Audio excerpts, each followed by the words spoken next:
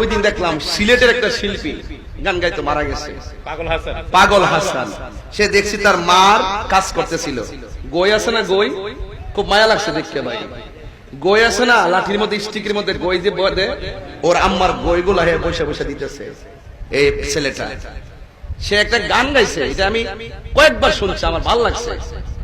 আন্দারপুরের মানুষ আমি, আন্দারপুরের মানুষ আমি, আন্ধার ঘরের বাসিন্দা।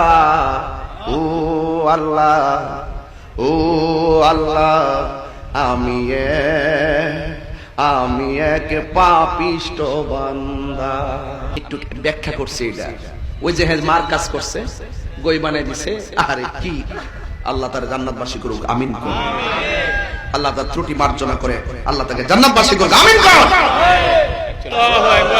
আমি কি মনে করেন এটা অর্থটা কত, কি মনে করেন?